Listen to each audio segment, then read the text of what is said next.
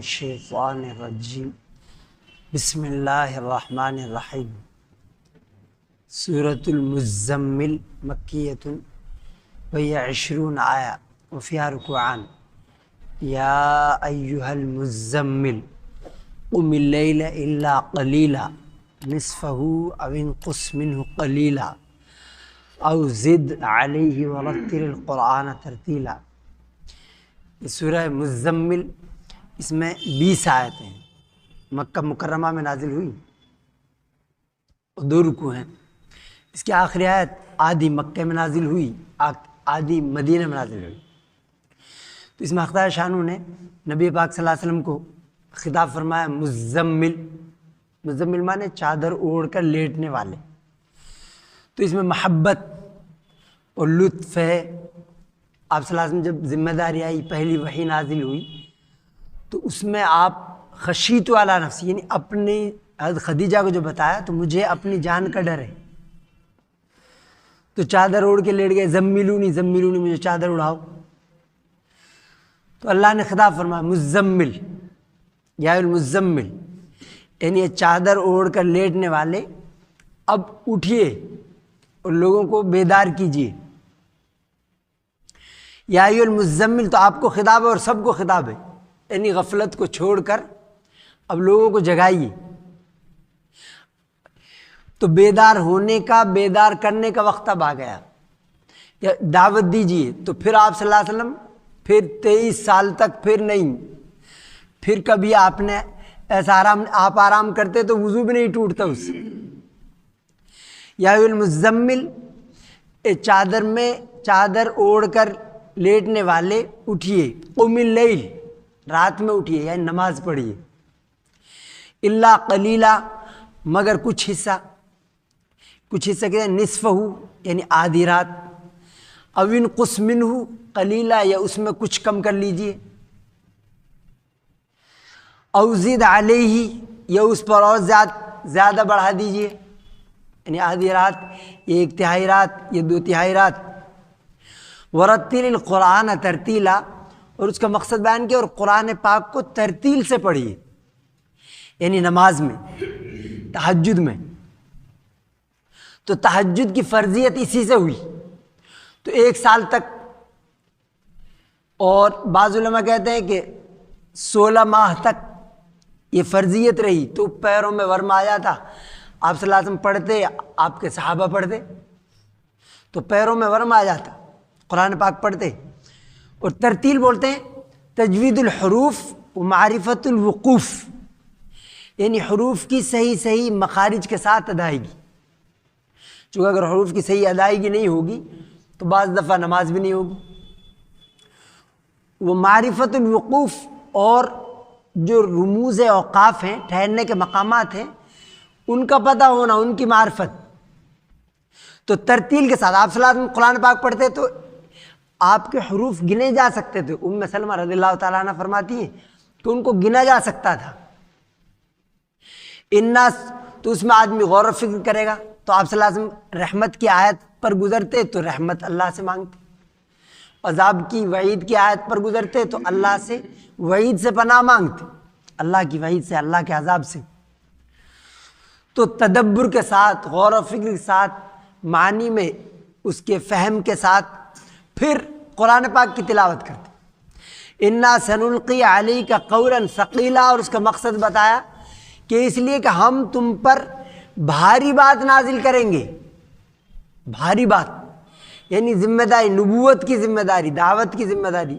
سب لوگوں کو جگانے کی ذمہ داری۔ انا سنلقی، تو اس کی پہلے یہ مشق ہے اس کی، یعنی آپ صلی اللہ علیہ وسلم خود اس کی تیاری، اپنے نفس کو تیار کر لیں، رات میں تہجد اللہ کے سامنے کھڑے ہو کر پھر لوگوں کو جگائیں، لوگوں کو دعوت دیں۔ انا سنلقی علیک قولا ثقیلا، تو بھاری بات یہ فرائض کی ادائیگی، حلال و حرام کو دیکھ کر ان پر عمل کرنا، یہ، اور نبوت کی ادائیگی، نبوت کے فرائض کی ادائیگی، یہ بھاری بات۔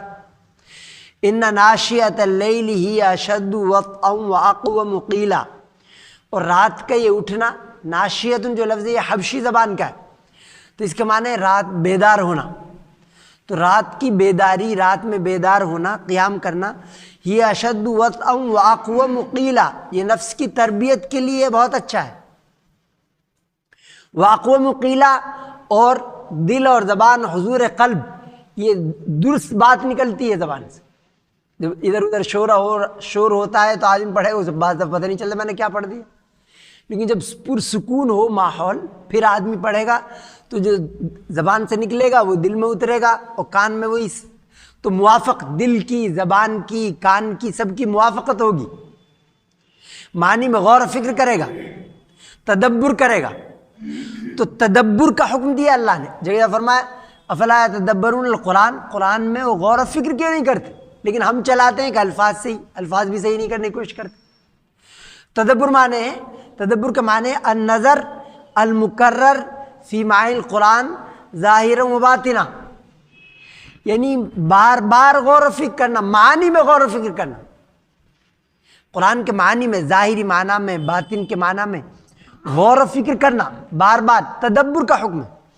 تو اس میں جب زبان کی، دل کی، کان کی موافقت ہوگی، واقوہ مقیلا، تو غور و فکر خوب کرے گا۔ ان لک فی النہار سبحا طویلا، یقیناً دن میں آپ کی بڑی مشغولیت ہیں، آپ کے مشاغل ہیں دن میں، تو رات میں اللہ کی عبادت کے لیے، نماز کے لیے خاص کر لیں۔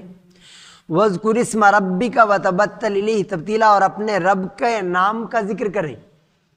یعنی اطاعت، عبادت کریں، دعوت دیں۔ وَتَبَتَّلْ إِلَيْهِ تبتیلا، اور اللہ کی طرف یکسوئی کے ساتھ لگ جائے، اللہ کی طرف متوجہ ہو جائے، اخلاص کے ساتھ، یکسوئی کے ساتھ، تبتل۔ ایک ہوتے رہبانیت، رہبانیت کا مطلب یہ ہے کہ دنیا کو چھوڑ دینا، گھر بار کو چھوڑ دینا، پہاڑوں پہ چلے جانا، وہ تو منع فرمایا اسلام میں، اس کی اجازت نہیں۔ لیکن یہ تبتل ہے، یعنی اخلاص کے ساتھ، ان بیوی بچوں کے حقوق کی ادائیگی کرے آدمی، اور اللہ کی اطاعت کرے اخلاص کے ساتھ، یکسوئی کے ساتھ۔ رب المشرق والمغرب لا الہ الا هو فاتخذه وکیلا، وہ مشرق اور مغرب کا رب ہے، یعنی مشرق اور مغرب میں تصرف کرنے والا وہی ہے، لا الہ، اس کے علاوہ کوئی عبادت کے لائق نہیں، اسی کو آپ اپنا کارساز بنا لیجئے، یعنی اللہ پر توکل۔ تو اللہ پر توکل یہ بھی فرض ہے، اللہ کی نعمتوں پر شکر ادا کرنا یہ بھی فرض ہے، اور مصائب پر صبر، مشکلات پر صبر، اطاعت پر جمع رہنا، گناہوں سے بچنے پر صبر کرنا یہ بھی فرض ہے۔ پھر فرمایا وَاصْبِرْ عَلَىٰ مَا يَقُولُونَ، جو یہ کہتے ہیں کفار قریش، اس پر صبر کیجئے، اسے برداشت کیجئے۔ وَاهْجُرْهُمْ هَجْرًا جَمِيلًا، اور اچھے انداز میں ان کو چھوڑ دیجئے۔ اچھے انداز کا مطلب اس میں عتاب نہ ہو، مذمت نہ ہو، کسی کی برائی نہ ہو، کسی بات چیت ہوئی اب بعد میں ان سے صلح صفائی ہو گئی، لیکن بعد میں اس کا تذکرہ کرنے کہ وہ ایسا آدمی تھا، برا آدمی تھا، اس نے ایسا کیا، یہ بھی نہیں، جس میں عتاب نہ ہو، مذمت نہ ہو، تذکرہ ہی نہ ہو بعد۔ وَاهْجُرْهُمْ هَجْرًا جَمِيلًا وَذَرْنِي وَالْمُكَذِّبِينَ أُولِي النَّعْمَةِ، پھر اللہ فرماتا ہے کہ مجھے اور یہ جو جھٹلانے والے ہیں توحید کو، رسالت کو، آخرت کو جھٹلانے والے جو لوگ ہیں، آسودہ حال، اولی النعمہ، ایک نعمت ہوتا ہے، نعمت زیر کے ساتھ، نون کے زیر کے ساتھ نعمت، تو نعمت کا معنی انعام، اور نعمت فرمایا اولی النعمہ، نون کے زبر کے ساتھ فرمایا، یہ ہے تنعم، یعنی عیش پرستی، عیاشی، نعمت کو بولتے ہیں عیاشی، اور نون کے پیش کے ساتھ نعمہ اگر ہے، اس کا معنی حسرت، افسوس۔ تو عربک جو ہے بہت بڑی زبان ہے، دنیا کی سب سے بڑی زبان ہے، تو اس میں زیر زبر پیش معنی بدل گئے اس کے۔ اولی النعمتی ومہلہم قلیلا، تو یہ جو آسودہ حال لوگ ہوتے ہیں وہ مانتے نہیں آسانی سے، وہ کہتے ہیں چھوٹے لوگ اسے مان رہے ان کی بات کو، تو ہم کیسے مانیں، یہ ان کو ہٹاؤ مجلس سے پہلے۔ تو اللہ فرماتا ہے کہ جو آسودہ حال ہیں، انکار کرنے والے ہیں، ان کو چھوڑ دو آپ، اور مجھے چھوڑو، ومہلہم قلیلا، ان کو تھوڑی سی مہلت دو۔ تو ان کی مہلت اللہ نے بس جنگ بدر تک دی، جنگ بدر میں ان کے 70 لوگ قتل کر دیے گئے، ان میں ابو جہل تھا، بڑے بڑے لوگ عتبہ، شیبہ صاحب ختم کر دیے گئے۔ ان لدینا انکالا و جحیما، اور ہمارے پاس انکال، یہ نکل یا نکل کی جمع انکال ہے، بیڑیاں ہیں، ہمارے پاس توق ہیں، بیڑیاں ہیں، و جحیما، اور دہکتی ہوئی آگ ہے، و طعامن ذا غصہ، اور گلے میں اٹک جانے والا کھانا ہے ذا غصہ، یعنی لا يدخل ولا یخرج، نہ اندر جائے وہ نہ باہر آئے، اٹک جائے گا وہ، کانٹے دار ہوگا، ذریع، دوسری جگہ فرمایا ذریع ہوگا، کانٹے دار درخت، نہایت کڑوا، طعامًا ذا غصہ وعذابًا علیما، اور دردناک عذاب ہے، یوم ترجف الارض والجبال، جس دن زمین اور یہ پہاڑ، یہ ان پہ لرزہ آ جائے گا، زلزلہ آ جائے گا، وکانت الجبال کثیبا مہیلا، اور یہ تمام پہاڑ بھربھرے ٹیلے کی طرح ہو جائیں گے، مہیلا بولتے ہیں محیول کی، محیول ہے اس سے مہیلا بنا، تو مہیلن کے معنی ایسی مٹی جو نیچے سے کھسک جائے، تو دوسری جگہ فرمایا یسألونک عن الجبال، یہ پہاڑوں کے بارے پوچھتے، وہ تو لوہا لاٹھ ہے بہت، فقل ان کو بتاؤ، فقل ینسفھا ربی نسفا، کہ اللہ ان کو کوٹ کوٹ کر ریزہ ریزہ کر دے گا، فیذرھا قاعا صفصفا، پھر ہموار چٹیل میدان ہو جائے گا، لا تری فیہا عوجا ولا امتا، اور اس میں کوئی شکن کوئی بل اونچ نیچ نہیں ہوگی، انا ارسلنا الیکم رسولا، پھر فرمایا ہم نے آپ کو رسول بنا کر بھیجا ہے، شاہدن علیکم، ان کے خلاف گواہی دینے والا، کما ارسلنا الی فرعون رسولا، جیسے ہم نے فرعون کے پاس ایک رسول بھیجا تھا سیدنا حضرت موسیٰ علیہ السلام کو، پھر فرعون نے نافرمانی کی سیدنا حضرت موسیٰ علیہ السلام کی، تو اس کا حشر یہ ہوا کہ ہم نے غرقاب کر دیا، 5-6 لاکھ اس کی فوج تھی، اس کے ساتھ گھڑ سوار، سب کو غرقاب کر دیا، تو ان کا بھی یہی حشر ہوگا، اور آپ تو تمام انبیاء کے سردار ہیں، یعنی آپ کا مقام تو سیدنا حضرت موسیٰ علیہ السلام سے اونچا ہے، تو ان کا کیا حشر ہوگا جو آپ کو انکار کریں گے، فعصا فرعون الرسول فاخذناہ اخذا وبیلا، تو فرعون نے رسول کی نافرمانی کی سیدنا حضرت موسیٰ علیہ السلام کی، پھر ہم نے ان کی سخت گرفت کی، چھوڑا نہیں ان کو، فکیف تتقون ان کفرتم، تو اللہ نے خطاب فرمایا سب کو کہ تم فکیف تتقون ان کفرتم یوما، اگر تم کفر کرتے رہو گے تو کیا اس دن سے نہیں ڈرتے، یجعل الولدان شیبا، جو دن بچوں کو بوڑھا کر دے گا، شیبا اشیب کی جمع ہے، بچے بوڑھے ہو جائیں گے، آج کل ہائیڈروجن بم بھی ڈالا جائے تو بچے بوڑھے نہیں ہوتے، لیکن اس کی ہولناکی سے خوفناکی سے وہ بچے بوڑھے ہو جائیں گے، جب خاص طور سے یہ حکم ہوگا سیدنا آدم علیہ السلام سے اللہ فرمائیں گے کہ نکالو یہ دوزخ کا حصہ نکالو، تو وہ کتنے نکالوں، تو اللہ فرمائے گا 1000 میں سے 999، تو اس وقت یعنی ایک ہی بچے گا بس، تو یہ صحابہ پہ یہ بات گرا گزری کہ 1000 میں 999 جو ہیں وہ جہنم میں جائیں گے، صرف ایک جائے گا جنت، تو آپ نے فرمایا کہ وہ جو ہوں گے وہ یاجوج ماجوج ہوں گے، وہ تو 999 میں ہوں گے، اور ان میں سے ایک ہوگا بس، تو اس وقت بچے بوڑھے ہو جائیں گے، السماء منفطر بھی، اور آسمان پھٹ جائے گا، کان وعدو مفعولا، اللہ کے وعدہ پورا ہو کر رہے گا، ان ہذی تذکرہ، اور یہ سورت جو ہے، یہ سورت یہ تذکرہ ہے، نصیحت ہے سب کے لیے، فمن شاء اتخذ الی ربی سبیلا، جو چاہے اپنے رب کی طرف راستہ بنائے، تیاری کرے آخرت کی، رحمان کی خوشنودی کی،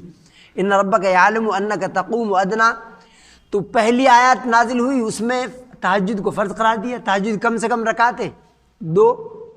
زیادہ زیادہ 8 یا 12،